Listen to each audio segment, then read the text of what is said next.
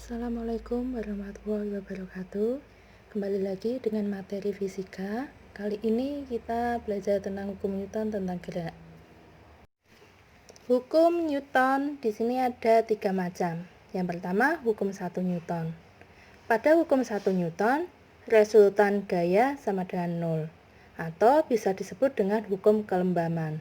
Berarti benda yang mula-mula diam maka akan tetap diam, atau benda yang bergerak lurus beraturan akan tetap bergerak lurus beraturan.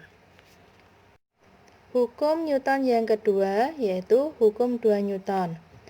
Jika percepatan yang timbul pada suatu benda akibat adanya gaya tertentu berbanding lurus dengan gaya tersebut dan berbanding terbalik dengan massa benda, sehingga di sini bisa dirumuskan bahwa resultan gaya atau sigma F sama dengan massa dikalikan dengan percepatan. Pada hukum 2 Newton, benda bergerak secara GLBB, yaitu gerak lurus berubah beraturan. Hukum Newton yang ketiga yaitu hukum 3 Newton. Jika sebuah benda A memberikan gaya aksi pada benda B, maka benda B juga memberikan gaya reaksi pada benda A yang jumlahnya sama dengan gaya yang diterimanya, tetapi arahnya berlawanan.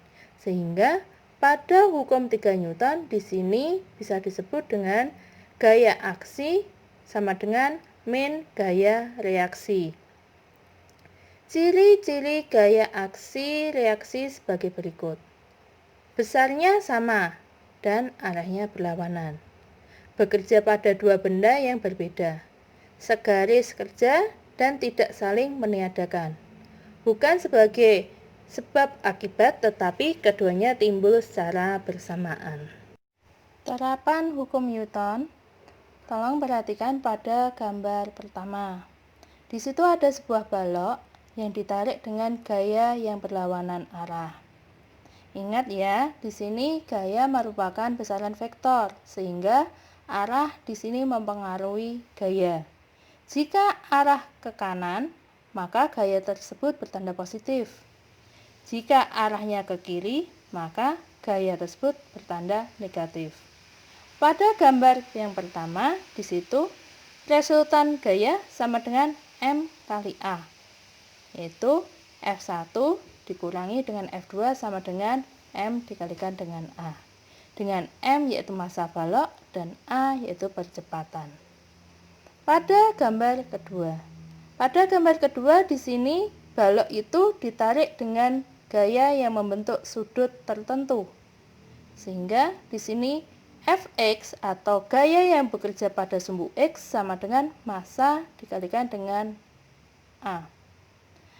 Fx di sini sama dengan F dikalikan dengan cos alfa sama dengan massa dikalikan dengan percepatan.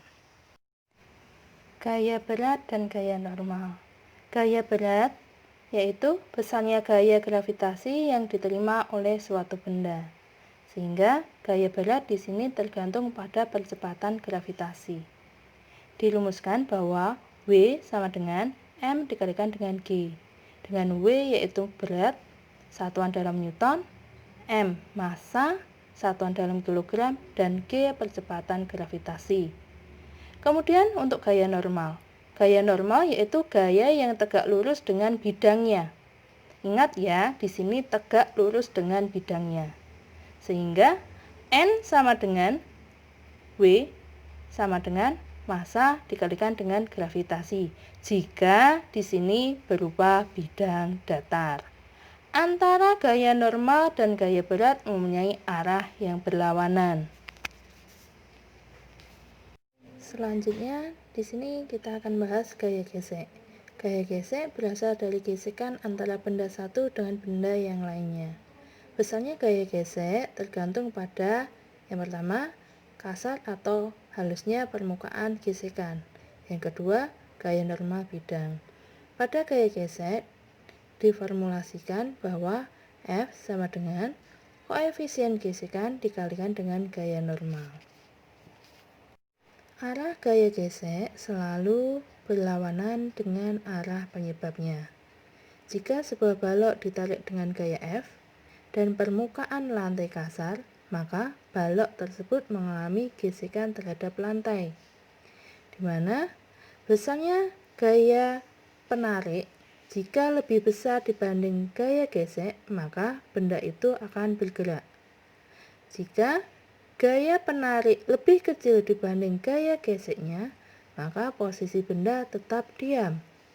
Dan jika gaya penarik sama dengan gaya geseknya, maka benda tepat saat akan bergerak. Macam-macam gaya gesek. Gaya gesek di sini ada dua macam.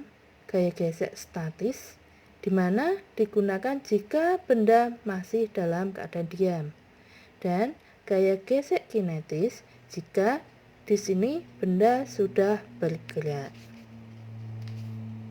Selamat belajar anak-anak hebat, semoga bermanfaat ya untuk materi kali ini.